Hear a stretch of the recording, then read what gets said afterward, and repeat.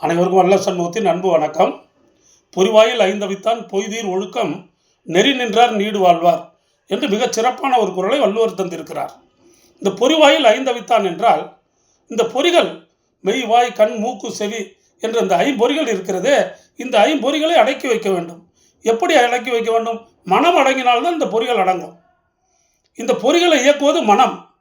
மனம் அடங்கவில்லை என்றால் அது இஷ்டத்திற்கு இந்த ஐம்பொறிகளை ஆட்டுவித்து விடும்.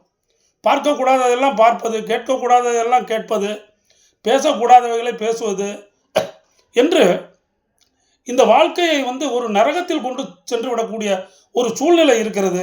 ஆகையினால் இந்த பொறி வாயில்களை, இந்த மெய்வாய், கண், மூக்கு, செவிகளை அவிக்க வேண்டும் என்றால் அடக்கி வைக்க வேண்டும். மனதினால் அடக்கி வைக்க வேண்டும். பொறிவாயில் ஐந்தவித்தான் பொய்தீர் ஒழுக்கம். அவனுடைய ஒழுக்கம் எப்படி இருக்கும்? டிசிப்ளின் கேட்டிங்கன்னா, அப்படி அடக்கி வைத்தவனுக்கு பொய்தீர்ந்த ஒழுக்கமாக இருக்கும். மெய்யான ஒழுக்கம், சத்தியமான ஒழுக்கம், மேன்மையான டிசிப்ளினில் இருப்பான். உயர்ந்த பண்பு, தெய்வீக பண்போடு, தெய்வீக நிலையில், தெய்வீக ஆற்றலை உணர்ந்து தெய்வ பெருமகளை பேசுவது, சிந்திப்பது, அதன்படி வாழ்வது என்ற உயர்ந்த நோக்கங்களுக்காக அவனுடைய டிசிப்ளின் இருக்கும். பொறிவாயில் ஐந்தவித்தான் பொய்தீர் ஒழுக்கம் நெறி நின்றார் நீடு வாழ்வார். அப்படிப்பட்ட நெறியில் அவர்கள் வாழ்ந்து கொண்டிருப்பார்கள். அவர்களுக்கு என்ன நடக்கிறது என்றால், அவருடைய ஆயுட்காலம் நீடித்து இருக்கிறது. நீடூழி வாழ்வார்கள். யார்?